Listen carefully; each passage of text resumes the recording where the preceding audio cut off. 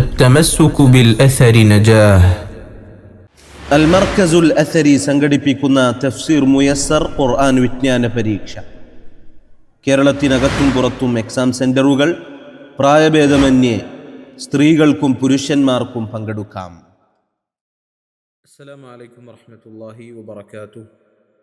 ബിസ്മില്ലാഹിർ റഹ്മാനിർ റഹീം. അൽഹംദുലില്ലാഹി റബ്ബിൽ ആലമീൻ. അസ്സലാത്തു വസ്സലാമു അലാ റസൂലിഹിൽ അമീൻ വഅലാ ആലിഹി വസ്വഹ്ബിഹി അജ്മഈൻ. അമ്മാ ബഅദു. പ്രിയമുള്ള സഹോദരങ്ങളെ, ഈ ശബ്ദ സന്ദേശ ശൃംഖലയിലൂടെ നമ്മൾ വായിക്കുന്നത് ഉസ്താദ് അബ്ദുൽ മുഹ്സിൻ ഐദീദ് ക്രോഡീകരിച്ച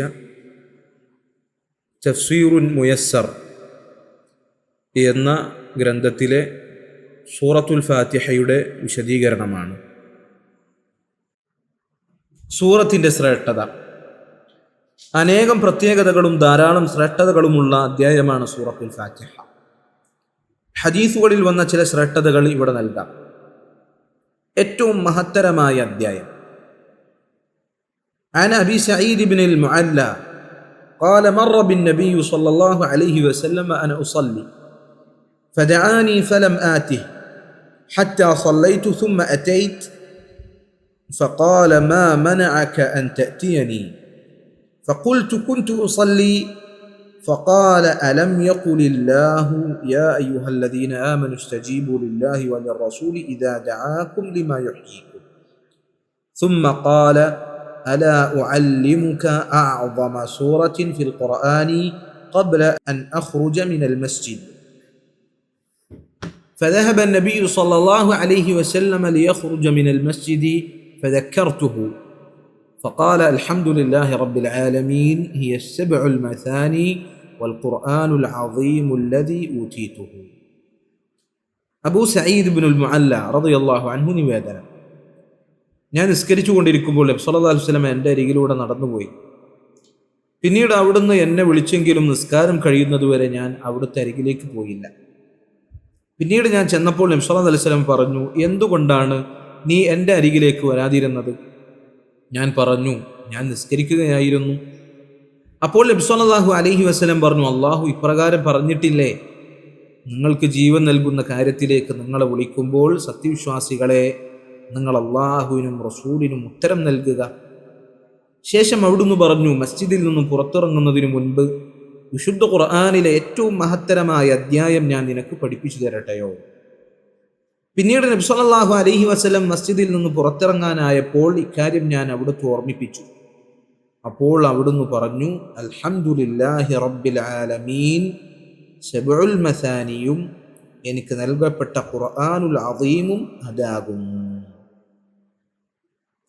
സൂറത്തുൽ ഫാത്തിഹയിലെ ആരംഭത്തിലുള്ള വചനമാണ്, ലോകങ്ങളുടെ രക്ഷിതാവായ അള്ളാഹുവിനാകുന്നു സർവസ്തുതിയും എന്നാണ് അതിൻ്റെ അർത്ഥം. അധ്യായങ്ങളുടെ പ്രാരംഭ വചനങ്ങൾ അവയുടെ പേരായി പറയുക എന്നത് വേറെയും ഹദീസുകളിൽ കാണപ്പെടുന്ന രീതിയാണ്. സബ്ഉൽ മസാനി, ഖുർആനുൽ അദീം, ഇവ രണ്ടും ഫാത്തിഹയുടെ പേരുകളിൽ പെട്ടതാണെന്നും അവയുടെ അർത്ഥം എന്താണെന്നും മുമ്പ് വിശദീകരിച്ചിട്ടുണ്ട്. മുഹമ്മദ് നബി സല്ലല്ലാഹു അലൈഹി വസല്ലമക്ക് മുൻപ് മറ്റൊരു നബിക്കും നൽകപ്പെട്ടിട്ടില്ലാത്ത അള്ളാഹുവിൽ നിന്നുള്ള പ്രകാശമാണ് സൂറത്തുൽ ഫാത്തിഹ. ഇബ്നു അബ്ബാസ് റളിയല്ലാഹു അൻഹു നിവേദനം, ഒരിക്കൽ ജിബ്രീൽ അലൈഹി സ്വലാത്തു വസ്സലാം നബി സല്ലല്ലാഹു അലൈഹി വസല്ലമയുടെ അരികിലിരിക്കുന്ന വേളയിൽ തൻ്റെ മുകളിൽ നിന്ന് വാതിൽ തുറക്കുമ്പോൾ കേൾക്കുന്ന വിധത്തിലുള്ള ഒരു ശബ്ദം കേൾക്കുകയും അദ്ദേഹം തൻ്റെ തലയുയർത്തി നോക്കുകയും ചെയ്തു. ജിബ്രീൽ അലൈഹി സ്വലാത്തു വസ്സലാം പറഞ്ഞു, ആകാശത്തിലുള്ള ഒരു വാതിൽ ഇതാ തുറക്കപ്പെട്ടിരിക്കുന്നു. ഈ ദിവസത്തിന് മുൻപ് ആ വാതിൽ ഒരിക്കലും തുറക്കപ്പെട്ടിട്ടില്ല. അങ്ങനെ അതിൽ നിന്ന് ഒരു മലക്ക് ഇറങ്ങി വന്നു. അപ്പോൾ ജിബ്രീൽ അലൈഹി സ്വലാത്തു വസ്സലാം പറഞ്ഞു, ഭൂമിയിലേക്ക് ഒരു മലക്കിത ഇറങ്ങി വന്നിരിക്കുന്നു. ഈ ദിവസത്തിന് മുൻപ് ഒരിക്കലും ആ മലക്ക് ഇറങ്ങുകയുണ്ടായിട്ടില്ല. അങ്ങനെ ആ മലക്ക് വന്ന് സലാം പറഞ്ഞ ശേഷം ഇപ്രകാരം അറിയിച്ചു, താങ്കൾക്ക് മുമ്പ് ഒരു നബിക്കും അത് നൽകപ്പെട്ടിട്ടില്ലാത്ത താങ്കൾക്ക് മാത്രമായി നൽകപ്പെട്ട 2 പ്രകാശങ്ങൾ കൊണ്ട് സന്തോഷിച്ചു കൊള്ളുക. ഫാത്തിഹത്തുൽ കിതാബും സൂറത്തുൽ ബഖറയിലെ അവസാനവുമാണത്. അതിലെ ഏതൊരു വാക്ക് താങ്കൾ പാരായണം ചെയ്താലും അത് താങ്കൾക്ക് നൽകപ്പെടാതിരിക്കുകയില്ല. ഇമാം മുസ്ലിം ഉദ്ധരിച്ച ഹദീസാണിത്.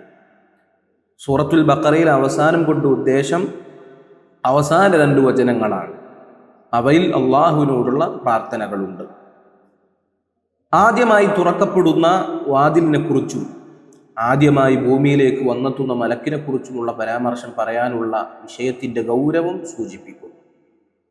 സൂറത്തുൽ ഫാത്തിഹ അള്ളാഹു നബി സല്ലല്ലാഹു അലൈഹി വസല്ലമക്ക് നൽകിയ പ്രകാശമാണെന്നും അതുപോലുള്ള മറ്റൊന്ന് ഒരു നബിക്കും നൽകപ്പെട്ടിട്ടുണ്ടായിരുന്നില്ല എന്നും അതിലെ പ്രാർത്ഥനകൾക്ക് ഉത്തരം നൽകപ്പെടുമെന്ന വാഗ്ദാനം ചെയ്യുന്നതും ഈ അധ്യായത്തിന്റെ മഹത്വം ബോധ്യപ്പെടുത്തുന്നു. ഫാത്തിഹ പാരായണം ചെയ്യാത്തവന് നിസ്കാരമില്ല. عن عبادة بن الصامت أن رسول الله صلى الله عليه وسلم قال لا صلاة لمن لم يقرأ بفاتحة الكتاب. عبادة بن الصامت رضي الله عنه നിവേദനം, നബി സല്ലല്ലാഹു അലൈഹി വസല്ലം പറഞ്ഞു, ഫാത്തിഹത്തുൽ കിതാബ് പാരായണം ചെയ്യാത്തവന് നിസ്കാരമില്ല. നിസ്കാരമാണ് ഇസ്ലാമിലെ ഏറ്റവും ശ്രേഷ്ഠമായ പ്രവർത്തനം. പരിശുദ്ധമായ വാക്കുകളും നന്മ നിറഞ്ഞ പ്രവർത്തനങ്ങളുമാണ് നിസ്കാരത്തിന്റെ ഉള്ളടക്കം. നിസ്കാരത്തിൽ ഏറ്റവും നിർബന്ധവും ശ്രേഷ്ഠവുമായ സംസാരം സൂറത്തുൽ ഫാത്തിഹയുടെ പാരായണമാണ്. അതിലെ ഏറ്റവും നിർബന്ധവും ശ്രേഷ്ഠവുമായ പ്രവർത്തനം സുജൂദുമാണ്. ഇബ്നു തൈമിയ്യ റഹിമഹുള്ള അദ്ദേഹത്തിന്റെ ദഖായിഖുത് തഫ്സീറിൽ രേഖപ്പെടുത്തിയ കാര്യമാണിത്. ഫാത്തിഹയുടെ പാരായണം നിസ്കാരത്തിന്റെ സ്തംഭങ്ങളിൽപ്പെട്ടതാണ്. ഫാത്തിഹയ്ക്ക് പകരം ഫാത്തിഹ ഒഴികെ ഒരാൾ ഖുർആൻ മുഴുവൻ പാരായണം ചെയ്താലും അയാളുടെ നിസ്കാരം സ്വീകരിക്കപ്പെടുകയില്ല എന്നത് ഫാത്തിഹയുടെ ഗൗരവവും പ്രാധാന്യവും ബോധ്യപ്പെടുത്തുന്നു. ഒരാൾ ബോധപൂർവം ഇക്കാര്യം ഒഴിവാക്കിയാൽ അവന്റെ നിസ്കാരം സ്വീകരിക്കപ്പെടുകയില്ല. മറന്നുകൊണ്ട് ഒഴിവാക്കുകയും ശേഷം ഓർമ്മ വരികയും ചെയ്താൽ ഫാത്തിഹ നഷ്ടമായ റക്അത്ത് വീണ്ടും മടക്കി നിസ്കരിക്കേണ്ടതുണ്ട്. ഫാത്തിഹയുടെ പാരായണവുമായി ബന്ധപ്പെട്ട പ്രത്യേകം കർമ്മശാസ്ത്ര വിധികൾ വേറെയുമുണ്ട്. ഓരോ ദിവസവും ചുരുങ്ങിയത് 17 തവണ നിസ്കാരത്തിൽ ഒരാൾ ഈ അധ്യായം പാരായണം ചെയ്യുന്നുണ്ട്. ഇതോടൊപ്പം സുന്നത്ത് നിസ്കാരങ്ങൾ ചേരുകയാണ് എങ്കിൽ ഈ എണ്ണം വീണ്ടും വർദ്ധിക്കും. ഇതെല്ലാം സൂറത്തുൽ ഫാത്തിഹയ്ക്ക് മുസ്ലിമിന്റെ ജീവിതത്തിലുള്ള സ്വാധീനം അറിയിക്കുന്ന കാര്യങ്ങളാണ്. നിസ്കാരത്തിലെ ഫാത്തിഹയുടെ പാരായണം അള്ളാഹുവുമായുള്ള രഹസ്യ സംഭാഷണമാണ്.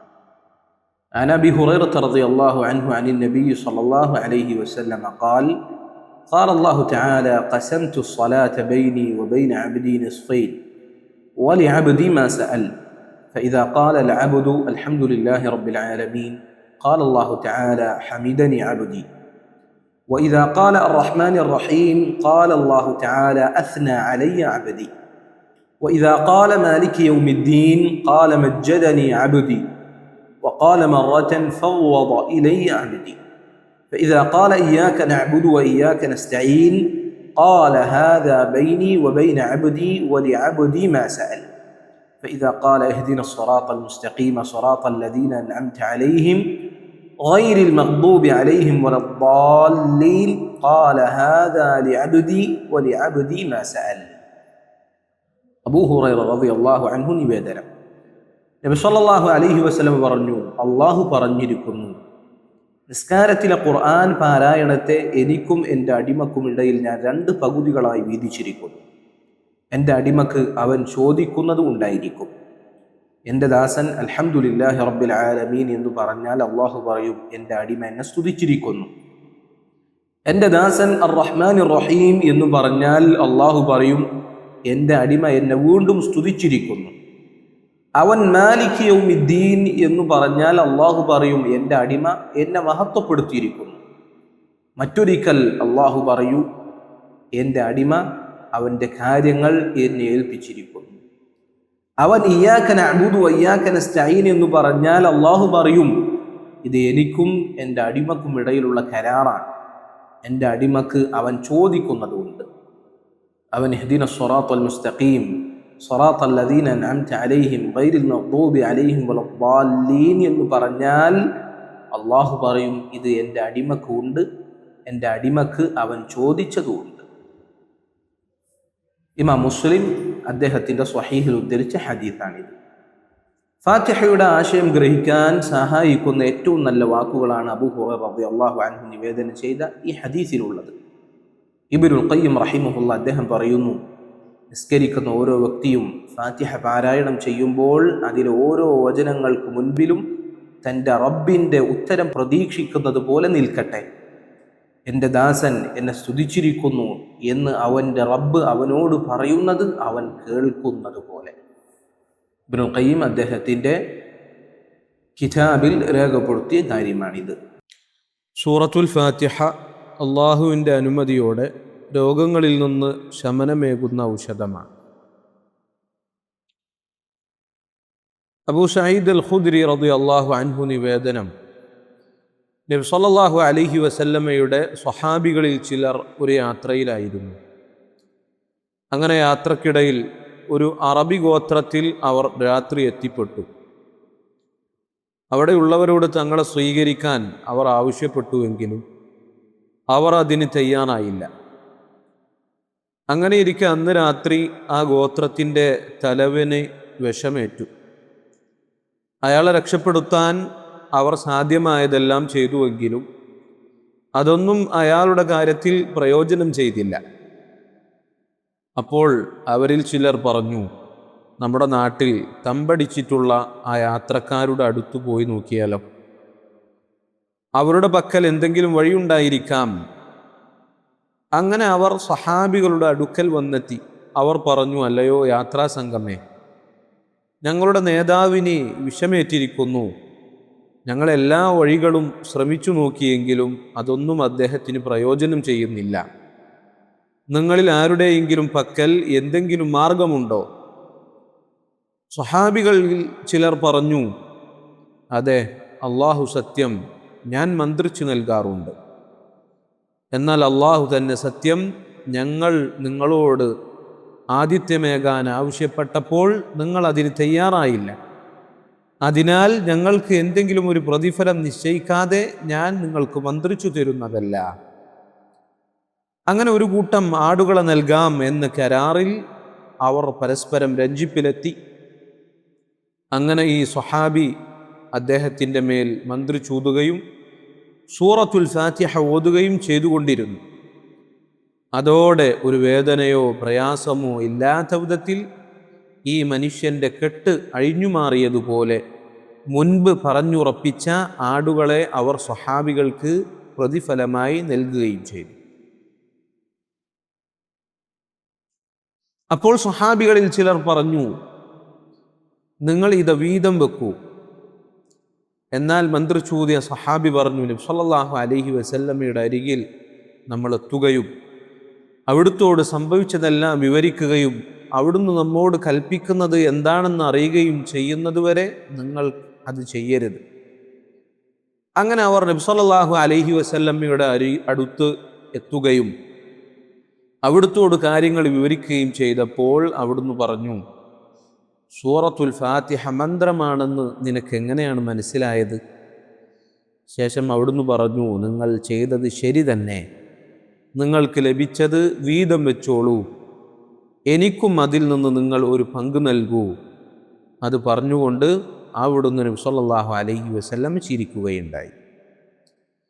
സൂറത്തുൽ ഫാത്തിഹയുടെ പാരായണം വിഷബാധയേറ്റ ഈ മനുഷ്യന് മറ്റു മരുന്നുകളുടെ ആവശ്യമില്ലാതെ തന്നെ ശമനമായി മാറി എന്ന് ഈ ഹദീസ് അറിയിക്കുന്നു. മറ്റേത് മരുന്നുകൊണ്ടും ലഭിക്കാത്ത വിധത്തിലുള്ള ശമനം അയാളുടെ കാര്യത്തിൽ ഫാത്തിഹ കൊണ്ട് ഉണ്ടായി എന്ന് പറയാം. വിഷബാധയേറ്റ ആ വ്യക്തി മുസ്ലിമായിരുന്നില്ല. അവർ മര്യാദയില്ലാത്തവരും പിശുക്കുള്ളവരുമായിരുന്നു. എന്നിങ്ങനെ ഇസ്ലാമിക മന്ത്രം ഫലിക്കാൻ വേണ്ടിയിരുന്ന പല ഘടകങ്ങളും അയാളിൽ ഇല്ലായിരുന്നിട്ടും സൂറത്തുൽ ഫാത്തിഹ അയാളിൽ സ്വാധീനം ചെലുത്തിയിട്ടുണ്ട് എങ്കിൽ അനുയോജ്യമായ ഒരാളുടെ കാര്യത്തിൽ അതിൻ്റെ സ്വാധീനം എത്ര ശക്തമായിരിക്കുമെന്ന് ചിന്തിച്ചു നോക്കുക. ഇബ്നുൽ ഖയ്യിം അദ്ദേഹത്തിൻ്റെ ബദാഇഉ അത്തഫ്സീറിൽ പറഞ്ഞ കാര്യമാണിത്.